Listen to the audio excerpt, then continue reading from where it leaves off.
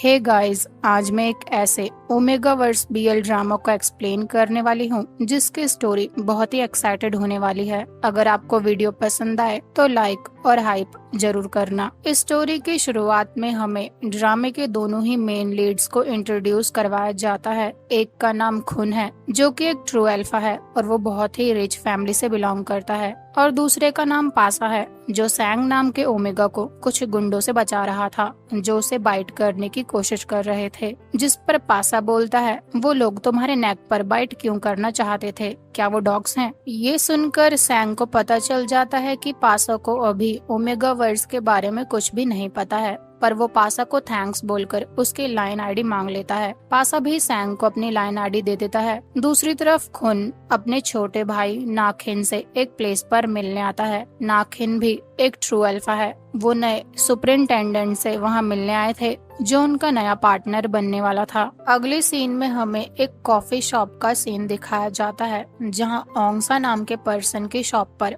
पासा उससे मिलने आता है। ओंगसा एक बीटा है। पासा उससे कहता है, आज मैंने एक बंदे को सेव किया, पता भी है मुझे हीरो बनकर कैसा फील हुआ। और जो लोग उस बंदे को परेशान कर रहे थे वो उसे नेक पर बाइट करना चाहते थे। ये बात मुझे बहुत ही अजीब लगी। ये सुनकर ओंगसा कहता है, इसका मतलब तुमने एक ओमेगा की मदद करी थी। ये बात सुनकर पासा कहता है, ये ओमेगा क्या होता है? तो ओंगसा कहता है, ये सेकेंडरी जेंडर होता है। कुछ लोग नॉर्मल मेल और फीमेल होते हैं और कुछ लोगों के पास सेकेंडरी जेंडर भी होता है जो उन्हें वुल्फ ब्लड लाइन से मिला होता है। ये सुनकर तो पासा हंसने लगता है, पर ओंगसा कहता है, मैं श्योर हूँ कि तुम एक अल्फा हो क्योंकि तुम स्मार्ट और टैलेंटेड दोनों ही हो। ओंगसा की शॉप में काम करने वाला लड़का नाइल भी पासा की तारीफ करने लगता है, पर पासा कहता है, मुझे कभी भी किसी के फेरोमोन्स फील नहीं हुए हैं और ना ही मुझे कभी किसी को बाइट करने का मन हुआ है, तो मुझे नहीं लगता कि मैं एक अल्फा हूँ। अगले सीन में पासा ने गलती से दूसरे कस्टमर की कॉफी को टच कर लिया था,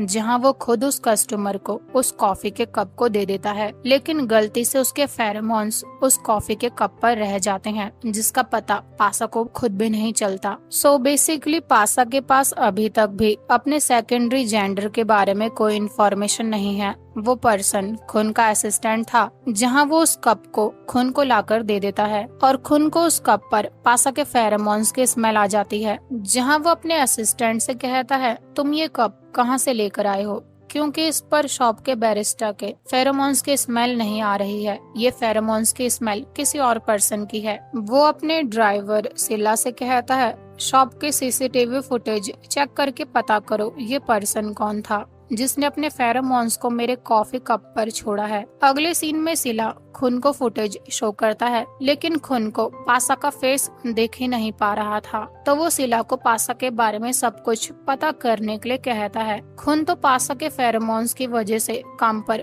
कंसंट्रेट ही नहीं कर पा रहा था, जहाँ उसे कुछ फ्लैशबैक्स आने लगते हैं जिसमें वो किसी पर्सन के साथ रोमांस कर रहा था। अगले सीन में खुन और नाखिन कार से किसी प्लेस पर आए थे जहां कुछ लोग उन्हें रोकने की कोशिश करते हैं, तो खुन के लोग उन लोगों की अच्छे से धुलाई करते हैं। कार में नाखिन अपने भाई से पूछता है, फाइट तो होती रहेगी, पर तुम कब किसी को डेट करना शुरू करने वाले हो, क्योंकि शादी तो तुम्हें करनी ही पड़ेगी। ये सुनकर खुन कहता है, अगर मुझे मेरे टाइप का पर्सन मिला तो मैं जरूर शादी के बारे में सोचूंगा। जिन बंदों को खुन के लोगों ने मारा था उनमें से एक पर्सन से नाखिन पूछता है, तुम्हें किसने भेजा है? पर वो बंदा नाखिन को कुछ भी नहीं बताता, तो खुन के लोग उस पर्सन को रास्ते से साफ कर देते हैं। नाखिन अपने भाई से कहता है, तुम्हें मारने के लिए बहुत सारे लोग तुम्हारे पीछे पड़े हुए हैं, तो जितना हो सके उतना केयरफुल रहना। पर खुन कहता है, मैं फादर को ये प्रूफ नहीं करना चाहता कि मैं एक कमजोर पर्सन हूँ, इसलिए मैं चुप नहीं बैठ सकता और सब कुछ मैं खुद ही हैंडल कर लूंगा।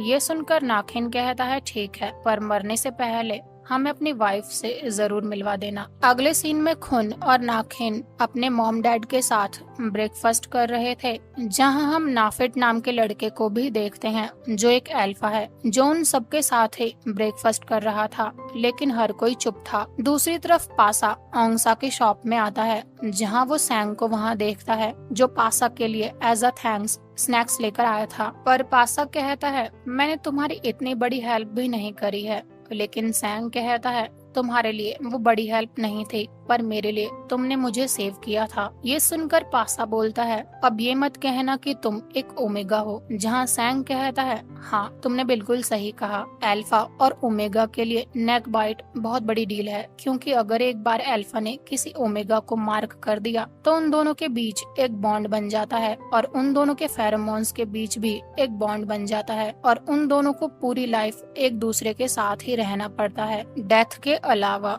उन्हें कोई भी अलग नहीं कर पाता। ये सब सुनकर तो पासा के होश ही उड़ जाते हैं, लेकिन वो सैंग का लाया हुआ गिफ्ट एक्सेप्ट कर लेता है। पासा को इतना शौक में देखकर ओंगसा उसे बताता है, बहुत टाइम पहले एक ट्राइब हुआ करती थी जो बहुत ज्यादा ताकतवर थी, जिन्हें वुल्फ गॉड्स कहते थे। उन्होंने अपने आप को ह्यूमन से छुपाना चाहा, लेकिन क्रिम्सन मून के टाइम एक वुल्फ गॉड वॉरियर ट्राइब की वुमन के लव में पड़ गया और उनका एक बेबी हुआ, जिसके ब्लड में दोनों लोगों का सेंट था। और इसके बाद से अल्फा, ओमेगा और बीटा की स्टोरी शुरू हुई। अल्फा ब्लड लाइन के टॉप पर आते हैं, उनके पास पावरफुल बॉडी रहती है और उनका ऑरा अलग ही लेवल का होता है और उनके फेरोमोन्स औरों को सिड्यूस और सप्रेस दोनों कर पाते हैं। बीटा ह्यूमंस की तरह ही होते हैं और ओमेगा ब्लड लाइन को आगे बढ़ाने के लिए बने हैं, जिनके पास ब्यूटी होती है और उनके फेरोमोन्स अल्फास को अट्रैक्ट करते हैं। जहां वो पासा से कहता है, मैं एक बीटा हूँ, इसलिए मैं फेरोमोन्स स्मेल नहीं कर सकता। ये सुनकर पासा कहता है, मैं अल्फा कैसे हो सकता हूँ,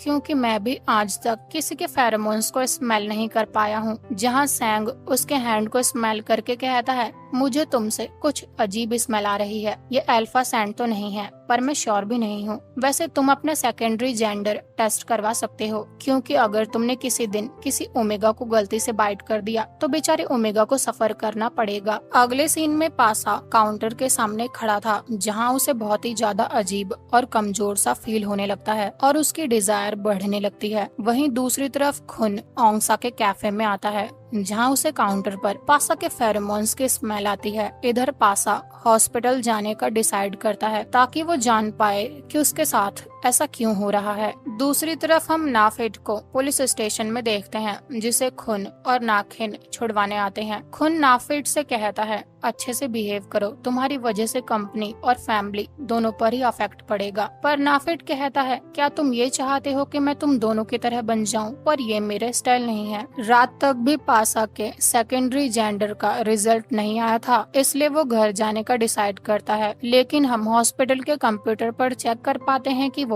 एक प्योर ओमेगा है। दूसरी तरफ खुन अपनी कार से कहीं जा रहा था और इधर कुछ लड़के पासा का पीछा करने लगते हैं, तो वो उनसे बचकर भागता है, पर वो लड़के उसे पकड़ ही लेते हैं। लेकिन तब तक खुन की कार वहाँ पहुँच गई थी, जहाँ वो उन लोगों से पूछता है, तुम इस लड़के के पीछे क्यों पड़े हो? वो लोग जब खुन को कुछ नहीं बताते तो वो अपने फेरोमोन्स को रिलीज करके उनकी कुटाई करने लगता है। पासा खुन को उसकी मदद करने के लिए थैंक्स बोलता है। खुन ने उसके फेरोमोन्स को स्मेल कर लिया था, जहां वो अपने आप को कंट्रोल नहीं कर पाता और पासा के नेक पर बाइट कर लेता है, यानी कि उसने पासा को मार्क कर दिया था। और ये पार्ट यहीं पर एंड हो जाता है। मिलते हैं इसके न्यू पार्ट के साथ। Thank you so much for watching and take care.